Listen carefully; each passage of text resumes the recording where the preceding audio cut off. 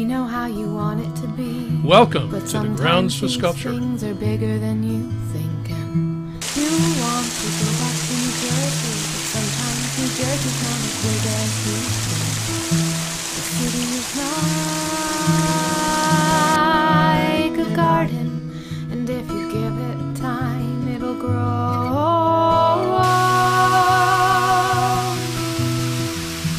The ocean's only 7 hours wide, so sometimes these things are smaller than you think. All you see is the edge of the tide, and sometimes... In this episode, we are invited back to the Yuri Holishy studio. Yuri will take us through the resin casting process. Think you know.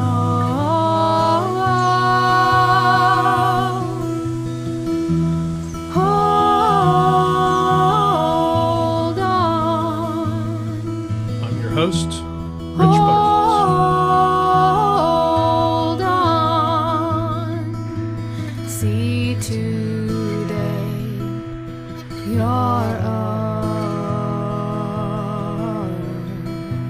okay.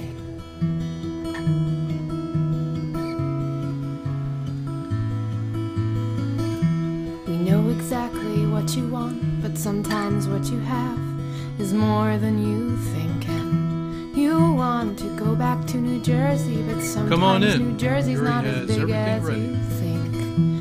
When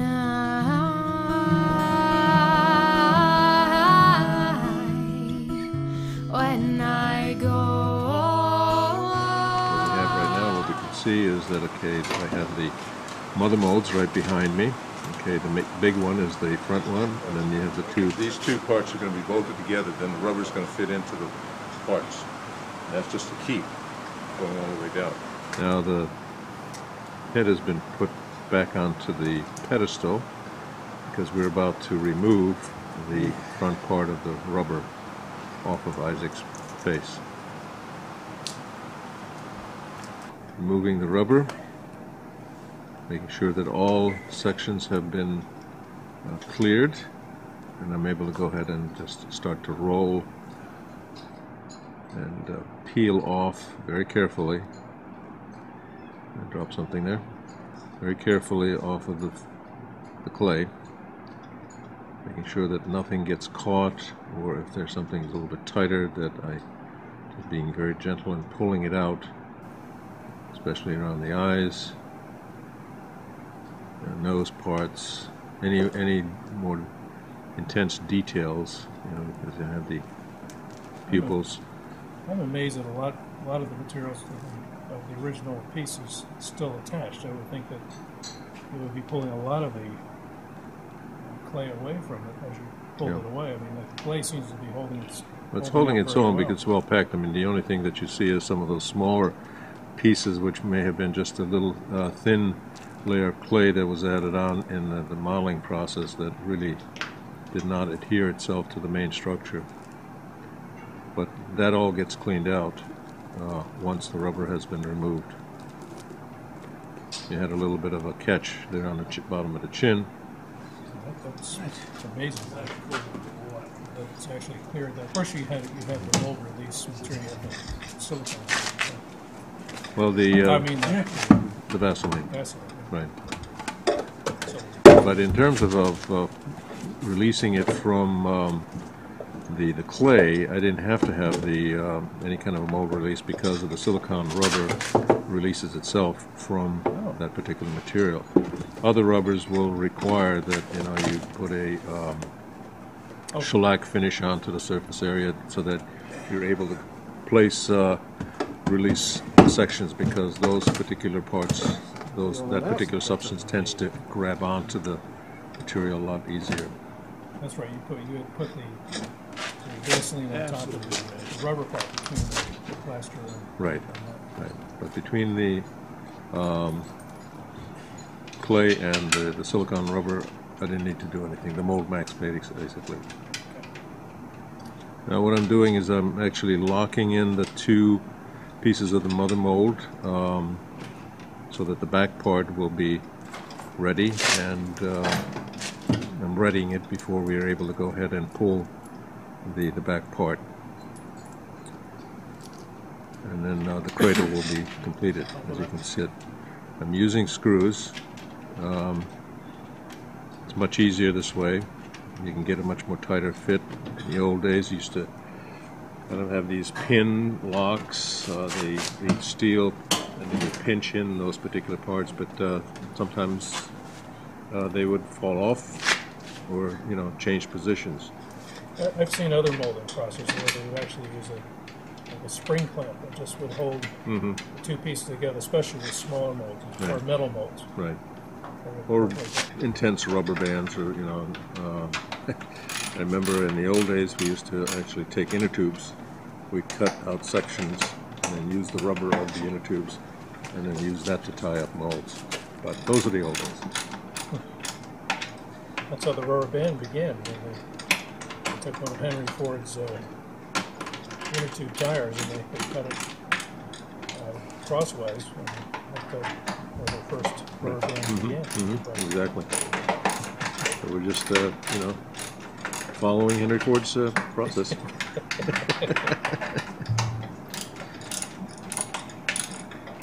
But this makes it a lot easier because it's cleaner. I mean, you get nice, and it doesn't get in your way because you either have clamps or you had tools that, you know, would be getting in the process, so it made it harder. And now I'm getting ready to go ahead and pull apart the back section. I'm getting a little bit of resistance. Partly is because of my modeling stand constantly moving on me. Didn't have it locked. Cut. So I have to kind I didn't of, realize you could lock that stand.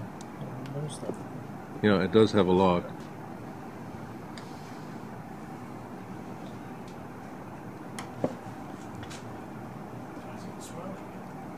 Now, for the amount of area that you're covering on that, I'm really surprised that you're not pulling more of the clay off, because the back is coming off very cleanly. That's the But sweet. now you're getting around by the ears. I think that might be a Yeah. problem. That's the sweetness of about rubber, is that, you know, you can do things with the form that, you know, in the piece mold sections, which are like each one of those areas, or the deep undercuts, there would be one piece mold, and there would be another mold, and then another mold. So, like the back part may contain 8 different sections, and then all of those have to be interlocked into each other, then placed into a mother mold that would, you know, then satisfy that particular shape. You hear the peacocks out in the background. They're laughing at you. Yeah, they always do. Especially at night when they sit in the trees.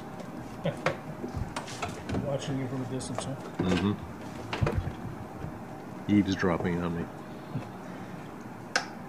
Now again, you know, put the rubber back into the mother mold, and make sure that the keys are sitting in tight into the Okay, back this is section. where that L-shaped part of your mold that you made before can now lock into that. place Exactly, mold. right, and then keeps it in position so that molds, when the two parts come together, then each one of them will. And also those Not too bad. buttons you put on. Yeah, the buttons, the A keys. little on the eyes, more like surface tears. Ears, definitely. I figured it was gonna. Be a problem. Yeah, gonna have a little problem with that because I had some serious undercuts, but got it. It's a good mold release, so I'll be able to get those through. Oops. What? Ear just fell off. I can't hear a thing. His ear just fell off. We can rebuild them. Oh yeah. We can make them better than it was. Yes.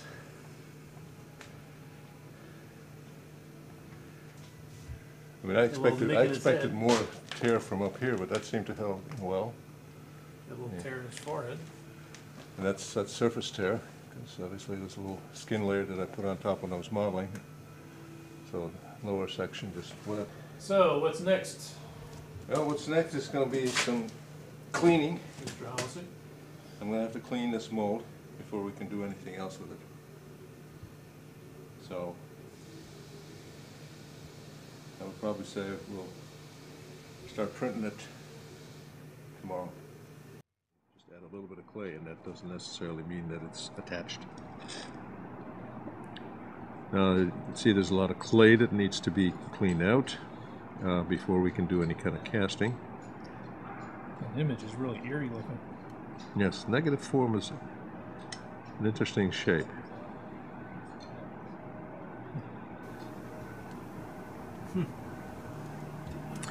That's the back. So all of that has to be washed out. And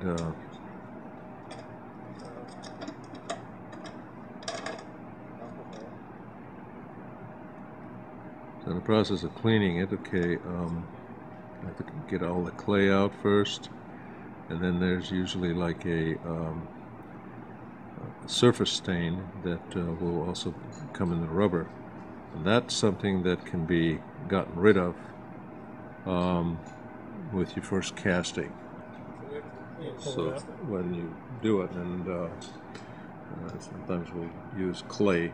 I mean, we're going to be doing a resin casting, so I don't want any of that to get onto the resin surface. So I'll pour in some hot wax maybe, and let the hot wax grab the clay, and then we'll grab the surface section, not necessarily the large clays, and then clean it out. Right. Well, it's not necessarily fine details, but it's just the cleanliness of the molds. Okay, so like if you look over here by my knee, you see sort of a stain, light, kind of darkish area. There's the detail is there for the shape, but not necessarily in terms of, you know, being cleaned out properly. And so clean it as much as you can, and then the first print will generally complete that cleaning process for you. Putting in some Vaseline to use it as a mold separator. To make sure that, okay, there's nothing that's going to be attaching itself to the rubber at this point.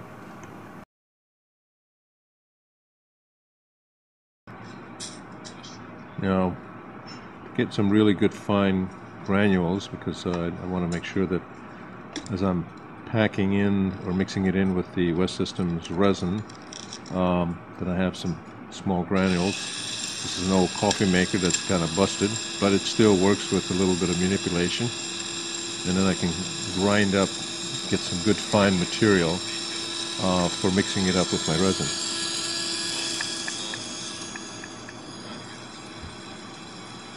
Yeah, speaking of doing things green, I mean, this is interesting because you're taking sawdust that would normally be waste and you're using it into part of your and you can see it's very casting process. Right. And here I'm mixing some West Systems using the 105, and then the now you told me before that you have to be very careful about the amount of pumping that you do. It has to be equal, I think you yes. said. And the pumps are designed so that you get exactly the correct amount of resin and hardener. That is correct. It's basically a 1-to-5 mixture, and the pumps, as you'd mentioned, is that they are very uniquely designed and fashioned as that. As I'm squeezing down on the main resin, okay, I'm getting 5 parts to the catalyst, which is 1 part. Now, the process you're using for this is rather unique too, because I've never seen anyone ever used sawdust with a mix. With sawdust, no. I mean, the West Systems have used other particular materials that established a viscosity to be able to go ahead and fill in parts or repair parts or various other things.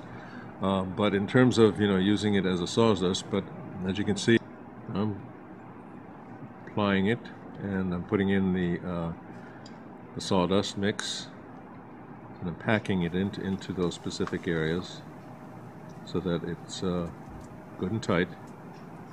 And making sure that there is no air bubbles that will come through that point. I try to get a first coat layer, to make sure I got every piece. And then once that hardens up, then I can go in with a second coat thereafter. Now, I guess with the type of sawdust you use, you can actually come up with a different look as far as your final product will come out. I mean, you're using like a mahogany sawdust, I guess, that makes it look a little darker. Well, it's maple, but it's maple. And but interesting is that each wood has its own kind of coloration. So I can have, if I'm using pine, okay, or yellow pine, which will be a little bit darker than the regular pine, or maple, or birch. Birch will, when mixed, okay, will give me a very rich dark brown, kind of reddish brown, versus just a regular brown that what we see here on the maple part. But yeah, it gives me a nice kind of under coloration without having to use any kind of pigmentation, because normally you would have to add something, because otherwise it would be just white, especially with the compounds that normally you would use.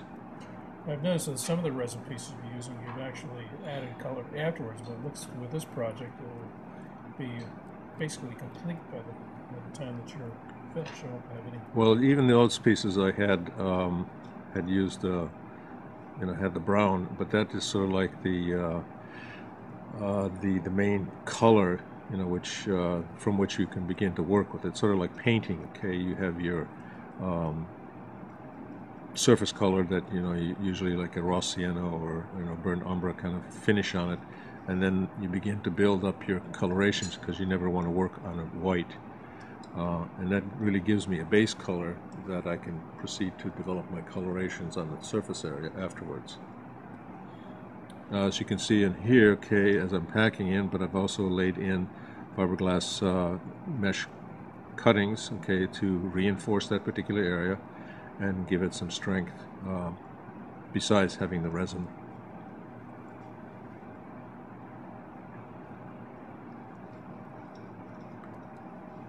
You see the detail around the ear. You're going to. For the ears, I'm going to actually really pack in a bunch of heavier viscosity material, because I really need to sort of squeeze that into those deep undercut areas. It's going to be hard to reinforce some of those, I'm sure. The thicker the substance is, it holds up much better. It's really the thin parts that I'm very concerned about.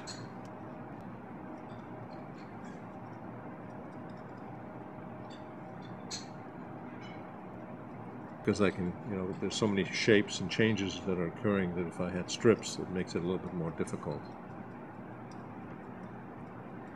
You prefer this to the cloth? I prefer it to the cloth, like I said, because I can rip it apart and then just add in piece by piece, and that's the whole thing behind it.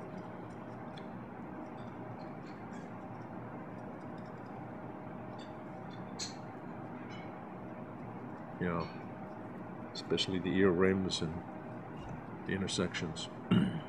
Here I'm ripping up some fiberglass and just packing it in and folding it.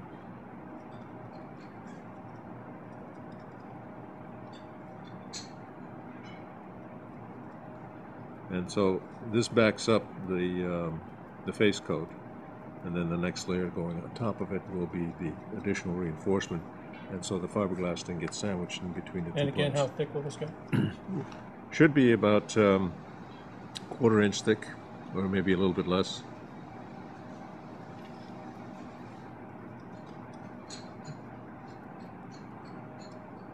Again, once I have it all together, one way that I would test it is that I would look inside it and see as to where I see some light sort of penetrating on the surface areas. If I see light, then that means it's too thin, and I need to add additional reinforcement materials on it.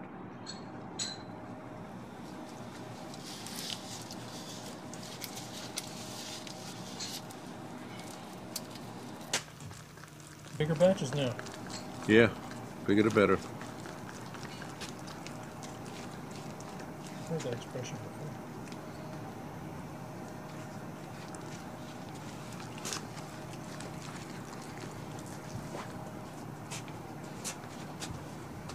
Now, in some cases, what I've done is that I've actually, once I have laid them down, and if I had like too much resin, sort of like take some loose sawdust, and to be able to pack it, I will sprinkle a little bit onto those areas, and allows me to pack it without, having the resin pick up off my gloves.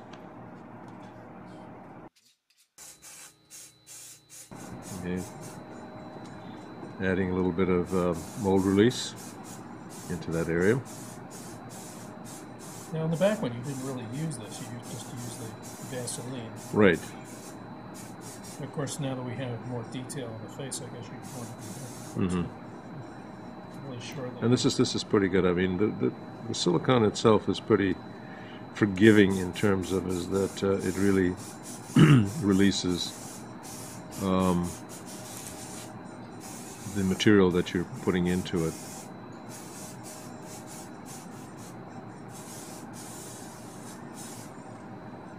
But this material is really designed for mold release. Right.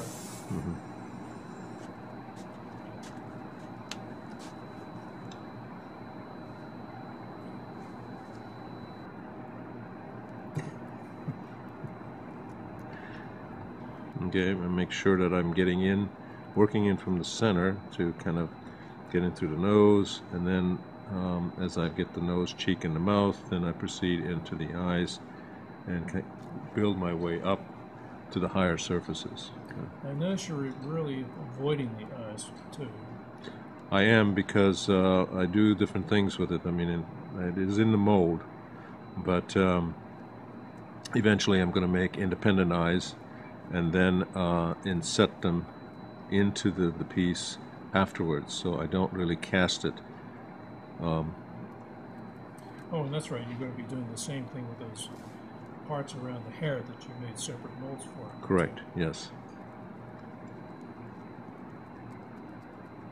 Now here again I'm reinforcing, nose, and using this fiberglass material, the roving, that I can sort of rip apart. You find that the areas around the nose are critical because they couldn't break for some reason? Yeah, well, you're reinforcing the whole section. I mean, I start over there because that usually tends to get forgotten, or it may get a little bit thinner in those parts. So I just making sure.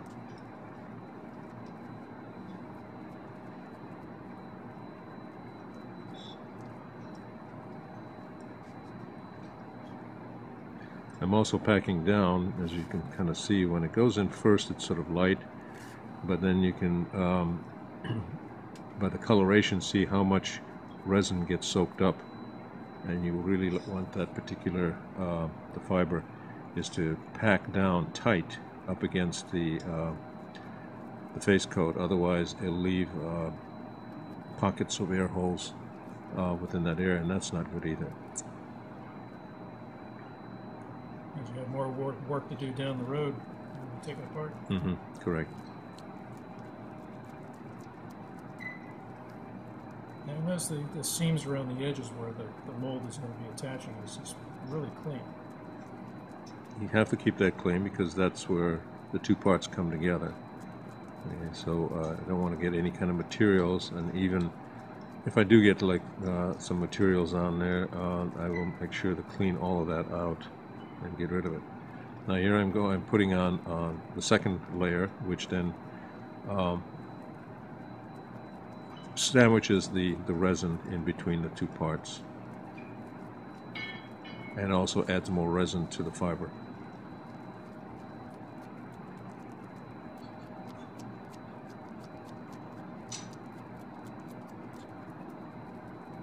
Those eyes really stand out now.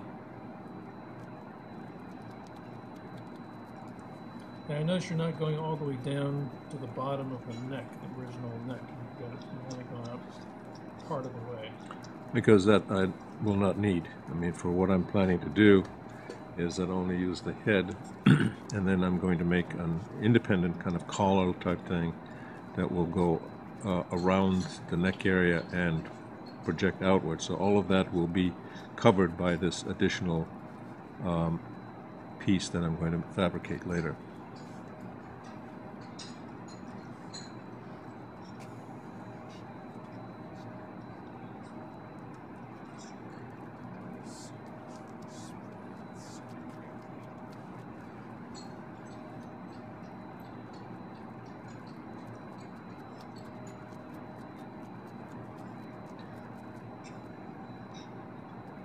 By doing this particular process this way, okay, it also gives me a good idea as to how much thickness that I have between the two parts. The fiberglass gives me sort of like a witness in terms of, okay, that I need to cover it up. If it's not covered up, then it's too thin in those areas.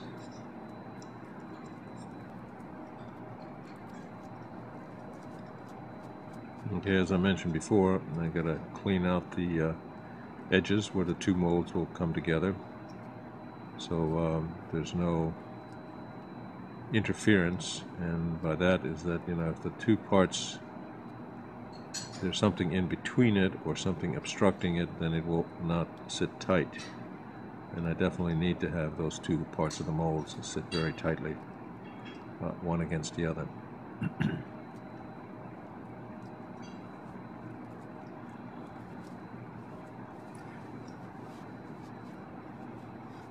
So the resin is still workable, but you can still take some of this off. The resin has a long work capability, again, depending upon as to what catalyst you use. West System has a number of different ones. Standard one will generally give me, you know, about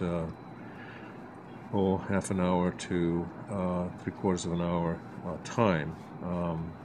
The fast one, naturally, that's, you know, like about 20 minutes, 15 to 20 minutes. And then there's a very slow one that will actually give me about 72 minutes worth of working time span. And that's, you know, in terms of, you know, when it starts to go in.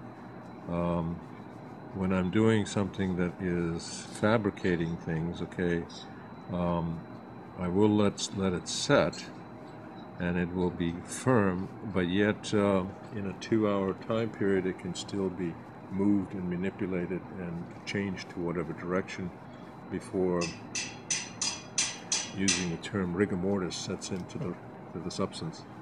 Now, this is, you said this is alcohol you're using? Yes. Okay. Now, Yes. Is this a special alcohol or Just regular rubbing alcohol. It helps to kind of clean it, plus